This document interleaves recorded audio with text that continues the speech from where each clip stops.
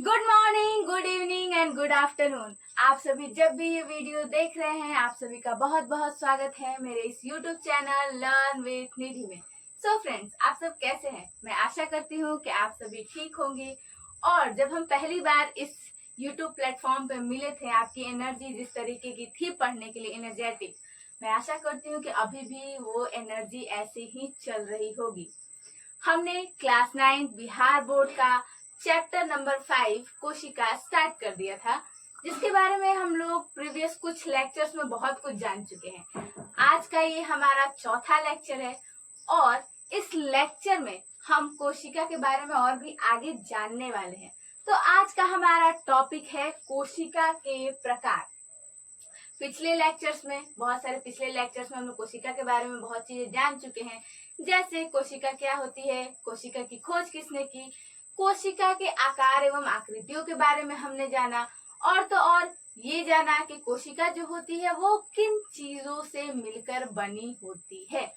तो आज के लेक्चर में हम थोड़ा इससे आगे जानेंगे कि कोशिका कितने क्या प्रकार मतलब कोशिका के प्रकारों के बारे में जानेंगे। ये नहीं बोल सकते स्पेसिफिक कि कोशिका कितने प्रकार की होती है, क्योंकि कोशिका को अलग अलग आधारों पे डिफरेंशिएट किया जाता है, बांटा जाता है।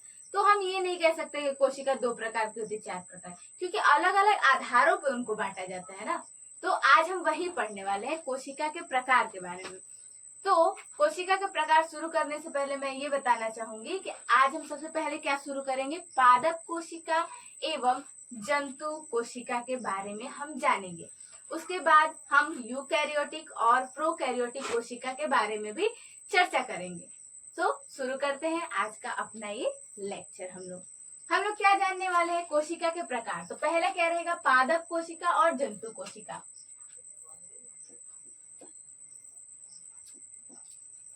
पादप कोशिका,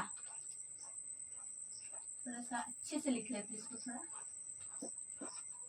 पादप कोशिका।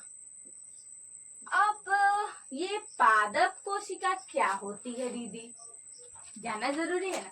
तो देखो, पादप का मतलब होता है पौधे। तो अब मैंने पहले बताया कि जितने भी जीव होते हैं धरती पे, जितने भी जीवित प्राणी होते हैं, वो किससे मिलकर बने होते हैं, कोशिकाओं से। तो जो पौधे होते हैं, पेड़ पौधे, वो भी तो जीवित हैं, तो उनकी बॉडी किससे बनी होगी, कोशिका से। तो मतलब पौधों में जो कोशिकाएं पाई जाती है, ये बोल सकते हैं पौधों में जो कोशिकाएं पाई जाती है उसको क्या बोलते हैं, तो उसको बोलते हैं पादप कोशिका। तो क्या लिख सकते हैं, पौधों में पाई जाने वाली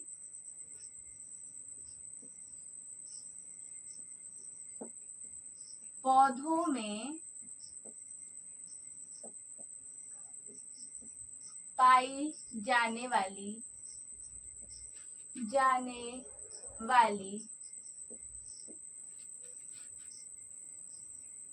कोशिका। ठीक है, पौधों में पाई जाने वाली कोशिका क्या बोलते हैं, पादप कोशिका। दूसरा क्या था हमारा, जंतु कोशिका।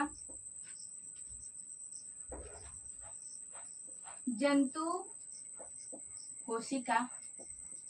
अब जैसे हमने ये कहा कि जो कोशिकाएं पौधों में पाई जाएंगी उसको हम लोग पादप कोशिका, क्योंकि पादप का मतलब होता है पौधे, पेड़ पौधे। ठीक है, तो जंतु का मतलब क्या होता है, जानवर जितने भी आएंगे, कुत्ता बिल्ली, या फिर हम भी तो जानवर में आते हैं ना। तो हम ये बोल सकते हैं कि जानवरों के अंदर जो कोशिकाएं पाई जाती है उसको जंतु कोशिका बोल सकते हैं ना। उसको भी लिख देते हैं।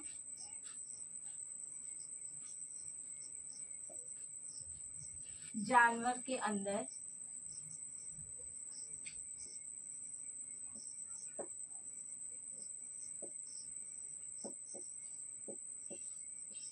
पाई जाने वाली कोशिका।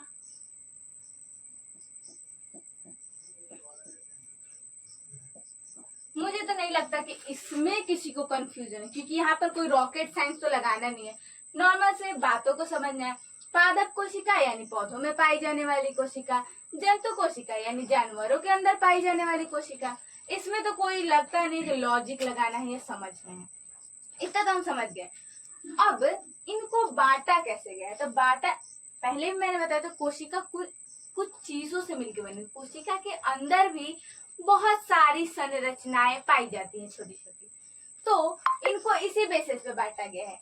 अब क्या होती है, पादप कोशिका जो होती है उसमें कुछ संरचनाएं ऐसी होती हैं जो कि जंतु कोशिका में नहीं पाई जाती हैं, और वहीं जंतु कोशिका में वो नहीं पाई जाएंगी और पादप कोशिका में पाई जाएंगी। तो इसके आधार पर क्या किया गया कि कोशिका को बांट दिया गया पादप कोशिका और जंतु कोशिका में।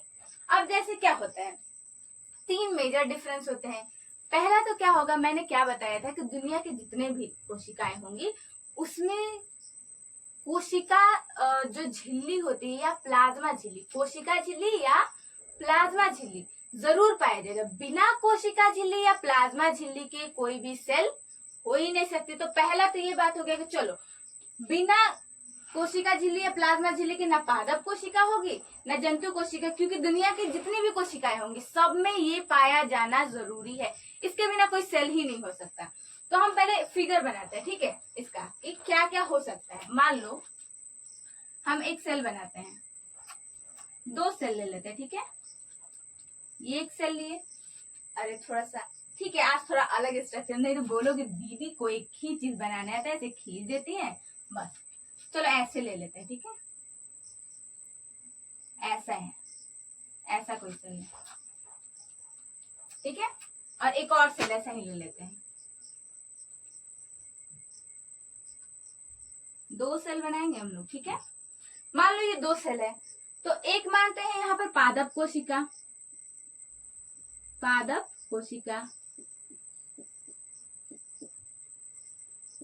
और दूसरा क्या मानेंगे इसको, जंतु कोशिका।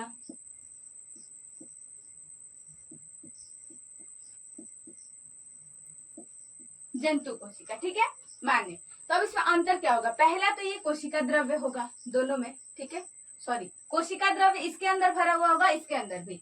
ये जो कोशिका झिल्ली या प्लाज्मा झिल्ली होती है ये भी दोनों के अंदर होगा। तो क्या दोनों के अंदर कॉमन क्या होगा, कोशिका झिल्ली,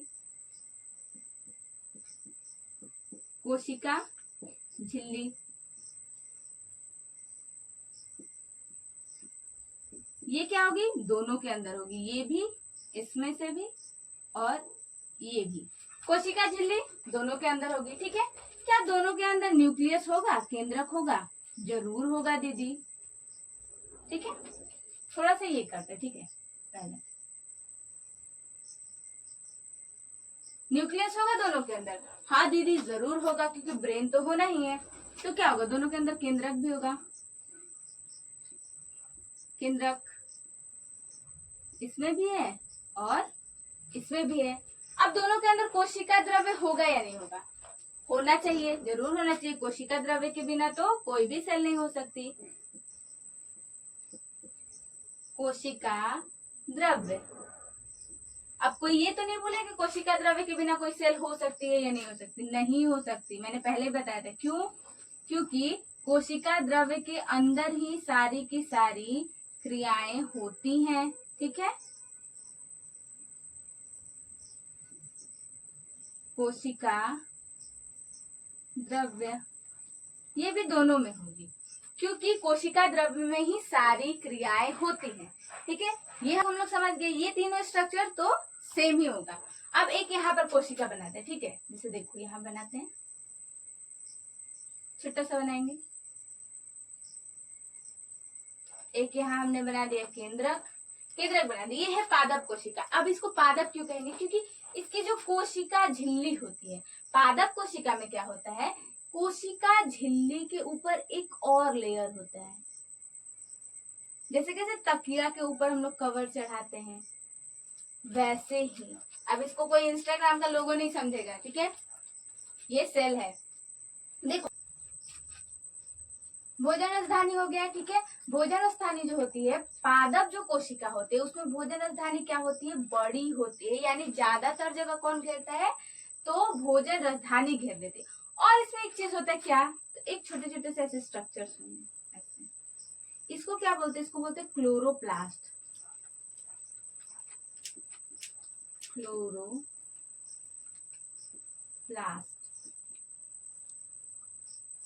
क्लोरोप्लास्ट बोलते हैं, ठीक है। 3 मेजर डिफरेंस क्या होता है, अब समझते हैं। देखो क्या होता है, पादप कोशिका हो या जंतु कोशिका हो, ठीक है। इसमें क्या क्या होगा, केंद्रक होगा, कोशिका झिल्ली होगी, कोशिका द्रव्य होगा, ठीक है। ये तीन चीजें दोनों में होगी या नहीं होगी। अब डिफरेंस कहाँ आता है, जो केंद्रक होता है पादप कोशिका के अंदर, जो केंद्रक होता है वो साइड में होता है, और जो जंतु कोशिका के अंदर केंद्रक होता है वो क्या होता है, सेंटर में। सेंटर से मतलब एकदम बीचों बीच होता है, ठीक है। लेकिन पादप कोशिका में ऐसा कोई कॉन्सेप्ट नहीं होता है। अब और क्या क्या चीजें पाई जाती हैं, भोजन राजधानी होती है। भोजन राजधानी एक ऐसा स्ट्रक्चर है जिसमें क्या होता है, बहुत सारी चीजों को स्टोर, एक समझो कि सेल का स्टोर रूम है। जैसे हमारे घर में स्टोर रूम होता है, वैसे ये एक रूम है, और मतलब ये एक घर है, सेल एक घर है, और उसके अंदर एक स्टोर रूम है। अब स्टोर रूम में जितनी भी बेकार चीजें होती है क्या करते हैं, भर देते हैं हम लोग। तो भोजन राजधानी में क्या होता है, नाम से पकड़ो, एक तो भोजन भरा जाएगा, दूसरा क्या, एक्स्ट्रा जो भी प्रोडक्ट होता है सेल के अंदर, जो उसको स्टोर करना है, रखना है कभी और यूज के लिए, तो वो किस में रखता है, तो भोजन राजधानी या राजधानी के अंदर रख देता है, ठीक है। तो राजधानी तो दोनों में होंगे। डिफरेंस कहाँ आता है, जो जंतु कोशिका होती है उसमें जो राजधानी का साइज होता है ना वो बहुत छोटा होता है, वही जो पादप कोशिका होती है उसमें भोजन राजधानी बहुत बड़ी होती है।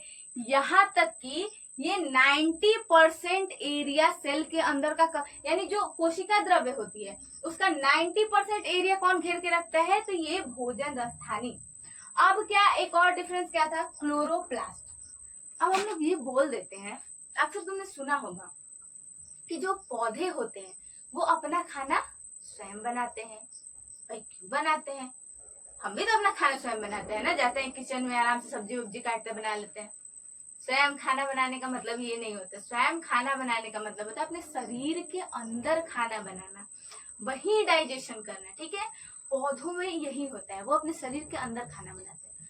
अब सोचो दीदी, इनके सेल में भी वही चीजें हैं जो हमारे सेल में, हाँ थोड़ा कोशिका भित्ति हमारे सेल में नहीं है, जंतु कोशिका में नहीं है, क्लोरोप्लास्ट हमारे में नहीं है, लेकिन है तो लगभग सारी चीजें हम में भी। तो उनमें ऐसा क्या है जिसके कारण अपना भोजन खुद बना लेते हैं, तो सुनो, उनमें जो होता है ना ये क्लोरोप्लास्ट, इसी के कारण वो अपना भोजन स्वयं बना लेते हैं। अब कैसे, ये जो क्लोरोप्लास्ट होता है इसके अंदर रंग भरा हुआ है, मतलब क्या बोलते हैं, वर्णक भरे हुए होते हैं, जिसका अगर साइंटिफिक वर्णक, जिसको बोलते हैं क्लोरोफिल। अब ये क्लोरोफिल क्या करता है, ये जो वर्णक होता है क्लोरोफिल इसके अंदर भरा हुआ होता है, ये कैसा होता है, हरे रंग का होता है। इसी के कारण पौधे जो होते हैं वो हरे दिखते हैं। अब हरे दिखेंगे तो प्रकाश संश्लेषण करेंगे, प्रकाश संश्लेषण करेंगे यानी अपना खाना खुद बना रहे हैं। तो क्लोरोप्लास्ट क्या करता है, खाना बनाने में पौधों की हेल्प करता है। तो यही तीन जो स्ट्रक्चर है पादप कोशिका को जंतु कोशिका से अलग बनाता है। तो अब एग्जाम में क्या पूछे, जैसे ये सारी चीज हम लोग समझ गए, अब एग्जाम में क्या पूछा जाएगा, इनके बीच का डिफरेंस पूछा जाता है कि पादप कोशिका और जंतु कोशिका में क्या अंतर है। तो चलिए लिख लेते हैं कि क्या क्या अंतर, ये समझ गए ना कि क्या क्या अंतर होता है। एक क्या होगा, कोशिका, जैसे जंतु कोशिका में क्या है, कोशिका झिल्ली या प्लाज्मा झिल्ली है, लेकिन पादप कोशिका में कोशिका झिल्ली या प्लाज्मा झिल्ली के ऊपर एक कड़ी आवरण पाई जाती है जिसको कोशिका भित्ति कहते हैं।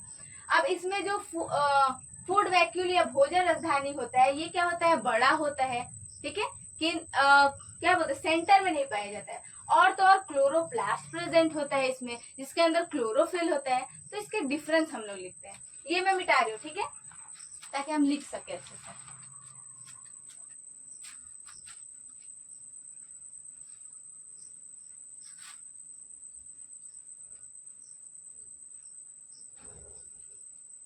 यहाँ भी ये भी मिटा देती हूँ, ये थोड़ी, इतना आपसे एग्जाम में नहीं पूछा जाएगा पादप कोशिका किसको कहते हैं और जंतु कोशिका किसको कहते हैं, बस डिफरेंसेस पूछी जाती हैं, इसलिए ये समझना जरूरी था।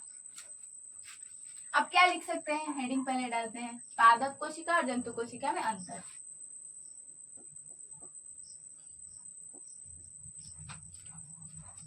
पादप कोशिका तथा जंतु कोशिका, जंतु कोशिका में अंतर।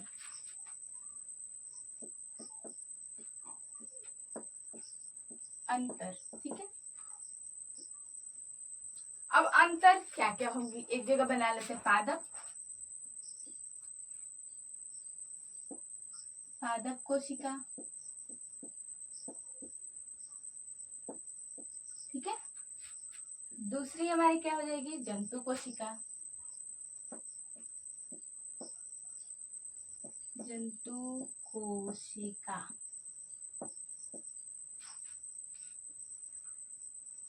पादप कोशिका और जंतु कोशिका। अब हमने क्या क्या पढ़ा था पादप कोशिका में, तो पादप कोशिका में क्या होती है, कोशिका भित्ति पाई जाती है, और जंतु कोशिका में कोशिका भित्ति नहीं पाई जाती। तो पहला पॉइंट हम लोग क्या लिखेंगे, कोशिका भित्ति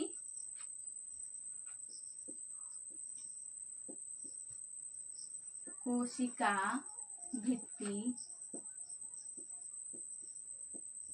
पाई जाती है, पाई जाती है, ठीक है। यहाँ क्या लिखेंगे, पहला पॉइंट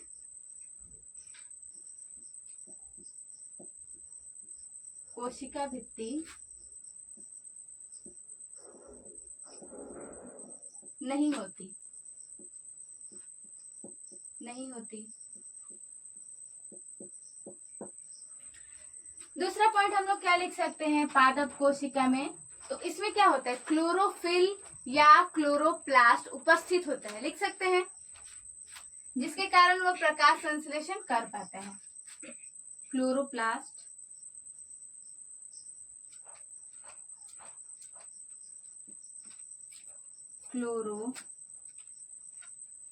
क्लोरोफिल लिख देते हैं, ठीक है। क्लोरोप्लास्ट या क्लोरोप्लास्ट ही लिखे, चलो क्लोरोप्लास्ट ही लिखते हैं। क्लोरोप्लास्ट उपस्थित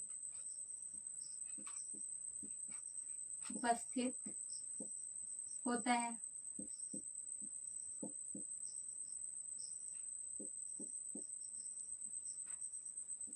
जिसके कारण पौधे प्रकाश संश्लेषण करते हैं, प्रकाश संश्लेषण करते हैं,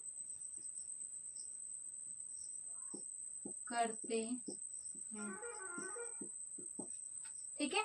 लेकिन इसमें क्या होता है, क्लोरोप्लास्ट जो होता है अनुपस्थित होता है, क्लोरोप्लास्ट अनुपस्थित,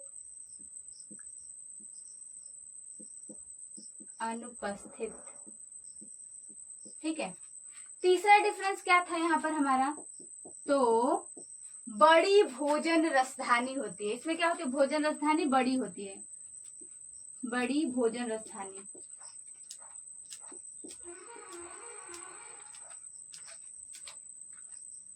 बड़ी भोजन रसधानी,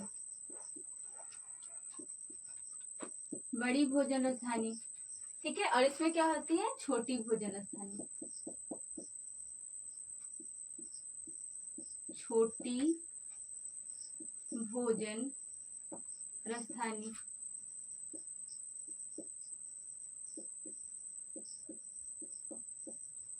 समझ गए। इसमें क्या क्या डिफरेंस होते हैं, यही पूछा जाएगा आपके एग्जाम में कि आखिर क्या क्या डिफरेंस होता है। आप चाहो अगर डिफरेंस पूछा जाए, वैसे तो 2 मार्क्स में पूछा जाता है ये, चाहो तो फिगर बना सकते हो जिससे एग्जामिनर को भी लगे कि हाँ बच्चे ने पढ़ा है। जैसे एक छोटा सा यहाँ पर फिगर बना देना पादप कोशिका का, उसमें दिखा देना बड़ी सी भोजन रसधानी, ठीक है, क्लोरोप्लास्ट दिखा देना, उसमें क्या दिखा देना, कोशिका भित्ति दिखा देना, इसमें क्या दिखा देना कि ऐसे ऐसे लिख देना, ठीक है। और इसमें सिंपल सा दिखा देना, केंद्रक दिखाना, ठीक है। और क्या लिखना है यहाँ पर, एक और चीज लिख सकते हो क्या, तो जो केंद्रक होती है वो कहाँ पाई जाती है, साइड में, और केंद्रक जो होता है वो केंद्र में पाई जाती है। लेकिन मेजर ये 3 डिफरेंस, ये आपका हो गया 2 मार्क्स का क्वेश्चन, ठीक है। एक बार रिवाइज कर लेते क्या क्या होता है पादप कोशिका और जंतु कोशिका में अंतर। तो पादप कोशिका जो होती है, कोशिका झिल्ली जो होती है उसके ऊपर एक और कड़ी आवरण पाई जाती है जिसको क्या बोलते हैं, कोशिका भित्ति। पादप कोशिका में क्या पाई जाती है, कोशिका भित्ति। वहीं जंतु कोशिका में कोशिका भित्ति नहीं पाई जाती है। क्लोरोप्लास्ट जिसके अंदर क्लोरोफिल भरा होता है, जिसके कारण पौधे जो होते हैं प्रकाश संश्लेषण करते हैं या हरे दिखते हैं, ठीक है। तो क्लोरोप्लास्ट उपस्थित होता है पादप कोशिका में, वहीं जंतु कोशिका में क्लोरोप्लास्ट अनुपस्थित होता है।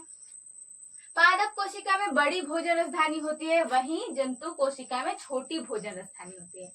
तो ये टॉपिक हमारा फिनिश हो गया है, पादप कोशिका और जंतु कोशिका में अंतर। तो क्या आप सबको यहाँ तक समझ में आ चुका है? अगर आ चुका है तो हम आगे बढ़ते हैं। ठीक है, अगला हमारा टॉपिक रहेगा क्या, प्रोकैरियोटिक और यूकैरियोटिक कोशिका में अंतर क्या है, और प्रोकैरियोटिक यूकैरियोटिक कोशिका क्या होती है। ठीक है, तब तक आप इसको नोट डाउन करिए।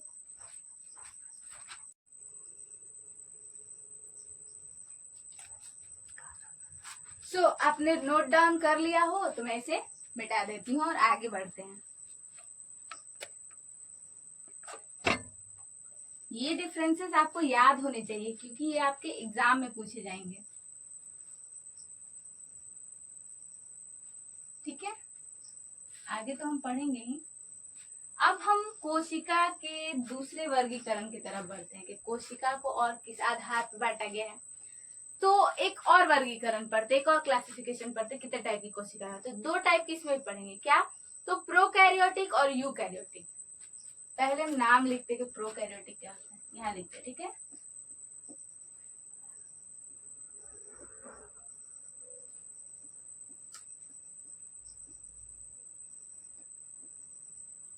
प्रोकैरियोटिक, प्रोकैरियोटिक कोशिका।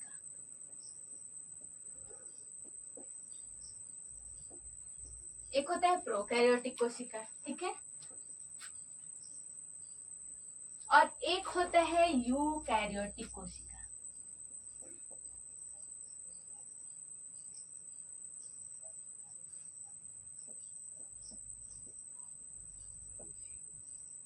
यूकैरियोटिक कोशिका।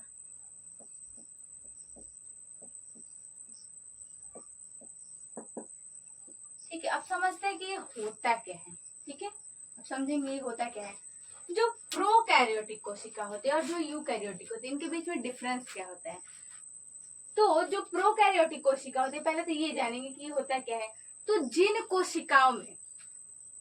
कोशिकाओं में न्यूक्लियस के ऊपर, जो हम लोग केंद्रक पढ़ते, हमने पहले भी पढ़ा है कि जो केंद्रक होता है उसके ऊपर एक झिल्ली होती है, जैसे हमारे पिलो के ऊपर कवर होता है। तो जिन कोशिकाओं में सुस्पष्ट केंद्रक नहीं बचे, जैसे पहले लिखते हैं, ठीक है, इसके साथ में अगर हम लोग लिखना चाहें तो प्रोकैरियोटिक कोशिका किसको बोलेंगे, तो जिन कोशिकाओं में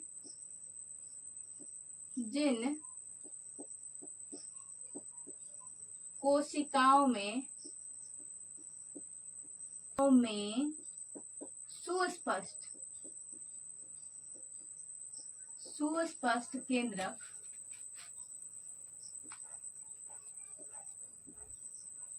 केंद्रक नहीं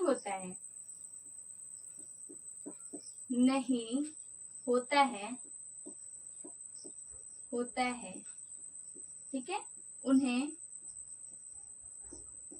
प्रोकैरियोटिक कोशिका कहते हैं।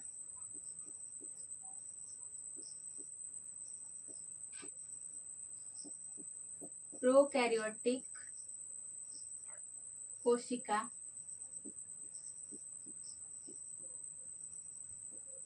कहते हैं।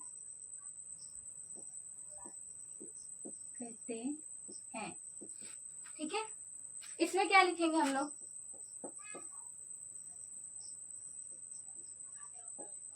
जिन कोशिकाओं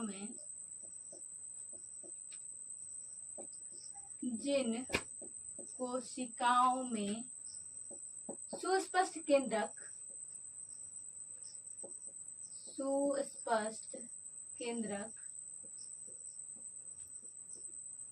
पाया जाता है, उन्हें यूकैरियोटिक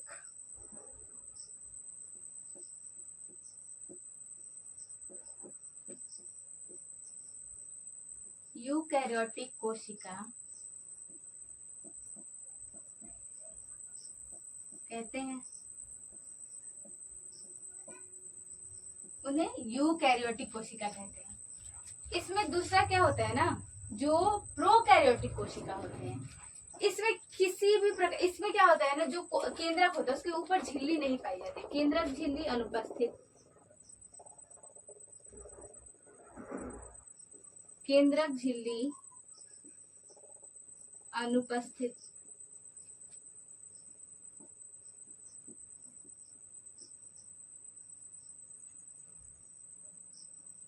अनुपस्थित, ठीक है। इसमें क्या होता है, इसमें केंद्रक झिल्ली पाई जाती है, केंद्रक झिल्ली पाई जाती है, पाई जाती है। तीसरा क्या होता है इसमें, जो प्रोकैरियोटिक कोशिका होती है, इसमें तीसरा क्या होता है, जैसे मैंने पिछले लेक्चर में बताया था कि सेल के अंदर और भी स्ट्रक्चर पाए जाते हैं, जिसको क्या बोलते हैं, कोशिकांग पाए जाते हैं। अब ये जो कोशिकांग होते हैं उनके ऊपर भी झिल्लियां पाई जाती है।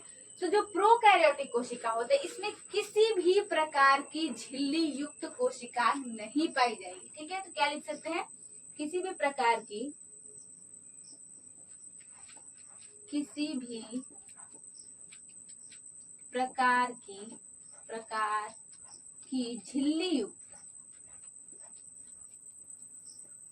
झिल्ली युक्त कोशिकांग नहीं पाई जाती, नहीं होती, ठीक है, नहीं होती है। इसमें क्या होता है, झिल्ली युक्त कोशिकांग,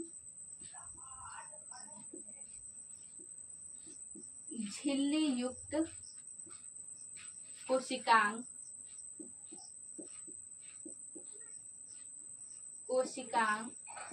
उपस्थित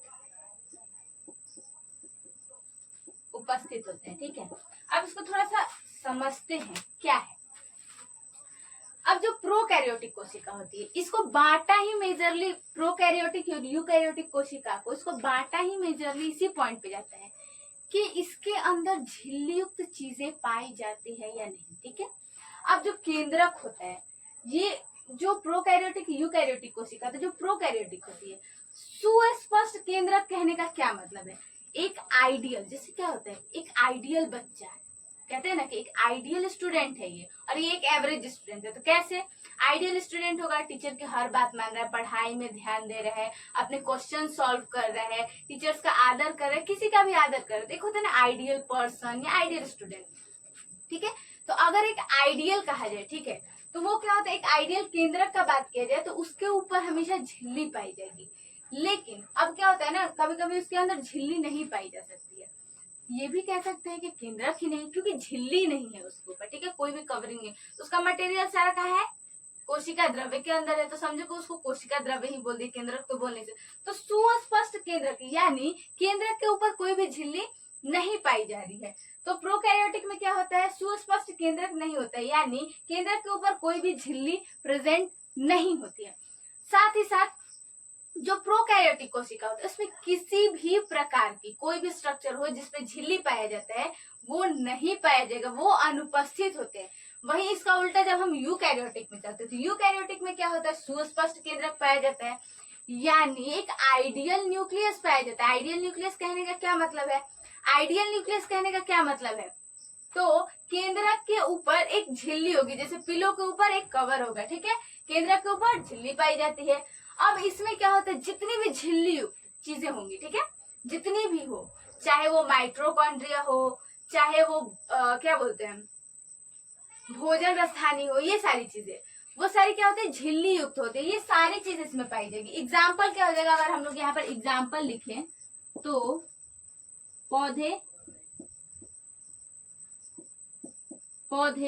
और जंतु लिख सकते हैं, ठीक है, ये दोनों हो सकते हैं। इसमें क्या एग्जाम्पल हो सकते हैं, ठीक है, इसमें जब हम एग्जाम्पल लिखते हैं तो बैक्टीरिया का एग्जाम्पल लेते हैं, ठीक है,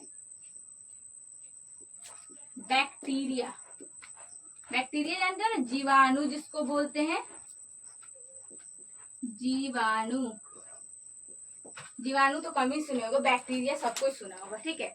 बैक्टीरिया, बैक्टीरिया के अंदर क्या होता है, प्रोकैरियोटिक कोशिका होती है, यानी इसके अंदर जो केंद्रक होगा उसमें झिल्ली नहीं पाई जाएगी, इसके अंदर किसी भी प्रकार का झिल्ली युक्त स्ट्रक्चर नहीं पाया जाएगा। इसीलिए इसको बोलते हैं, जैसे देखो इसको डिफ्रेंशिएट कर देगा। अब इसके बीच में क्या पूछा जाता है, जैसे हम लोग पादप कोशिका और जंतु कोशिका जो होती है उसमें अलग अलग डिफरेंस पूछे जाते हैं, वैसे ही जो प्रोकैरियोटिक और यूकैरियोटिक कोशिका होता है इसमें भी डिफरेंस पूछा जाता है। तो ये तो मैंने तुमको बताने के लिए लिखवा दिया। अब जब हम अंतर लिखेंगे तो छोटा छोटा लिखेंगे, इतना बड़ा नहीं लिखते। चलो इसका अंतर लिखते हैं, ठीक है, इतना समझ गए क्या होता है। अब इसका थोड़ा सा अंतर लिख लेते हैं।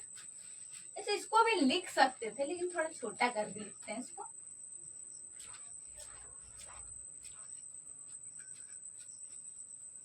अब इतना बड़ा बड़ा लिख दिया कि 2 मार्क्स की जगह 5 मार्क्स लग रहा है। लिखने में भी तो टाइम जाएगा ना एग्जाम में, ठीक है। तो इसको थोड़ा ऐसे लिखते हैं, जैसे यहाँ लिखेंगे प्रोकैरियोटिक,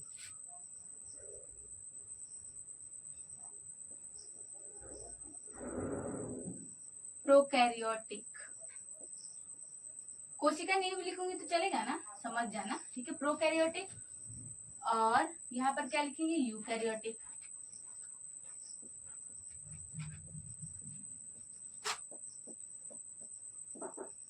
यूकैरियोटिक, ठीक है, प्रोकैरियोटिक और यूकैरियोटिक। अब इसमें डिफरेंस लिखेंगे। पहला डिफरेंस यहाँ पर हम क्या लिखेंगे, तो सुस्पष्ट केंद्रक नहीं पाया जाता है, यानी उपस्थित होता है, अनुपस्थित होता है, सॉरी, सुस्पष्ट केंद्रक अनुपस्थित, सुस्पष्ट केंद्रक अनुपस्थित, अनुपस्थित, ठीक है। इसमें क्या होता है, सुस्पष्ट केंद्रक होता है, सुस्पष्ट केंद्रक उपस्थित,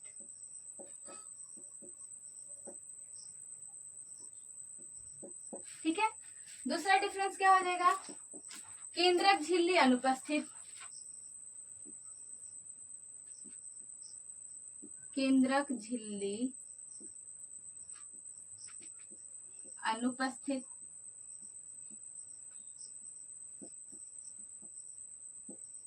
केंद्रक झिल्ली अनुपस्थित होती है। इसमें क्या होता है, केंद्रक झिल्ली उपस्थित होती है, केंद्रक झिल्ली उपस्थित,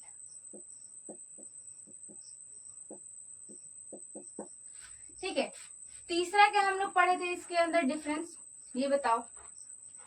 इसके अंदर तीसरा हम लोगों ने डिफरेंस क्या पढ़ा था, किसी भी प्रकार की झिल्ली युक्त कोशिकांग नहीं पाई जाती, ठीक है। झिल्ली युक्त कोशिकांग, यहाँ लिख लेते हैं, झिल्ली युक्त कोशिकांग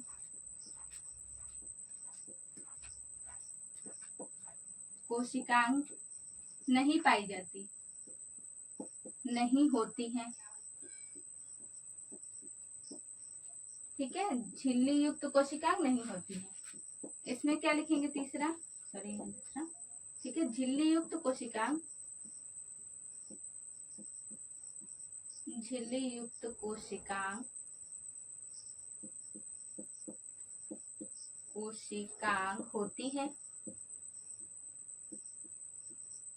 होती है, ठीक है। अब इसमें एग्जाम्पल लिख देंगे, ठीक है। और कुछ पढ़े थे क्या इसमें हम लोग, नहीं तो हमको तो इतना याद है, ठीक। इसका एग्जाम्पल क्या होगा, तो एग्जाम्पल में हम लिख सकते हैं बैक्टीरिया,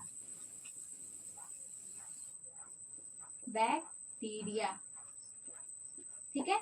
और इसका एग्जाम्पल हम लोग क्या लिख सकते हैं, तो पौधे एवं जंतु, पौधे एवं जंतु,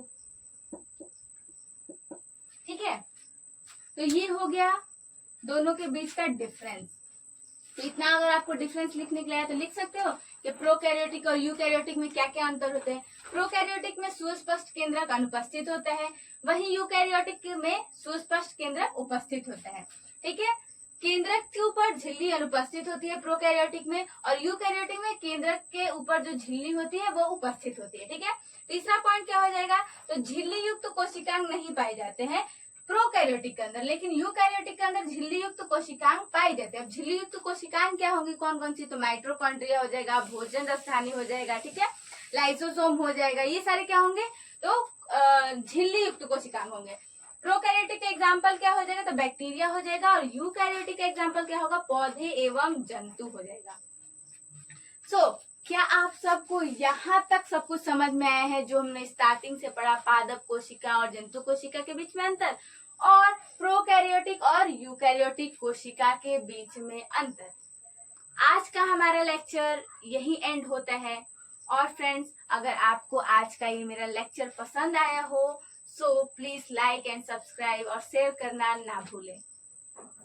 मिलते हैं अपने अगले लेक्चर में, तब तक के लिए शुक्रिया, टाटा बाय बाय।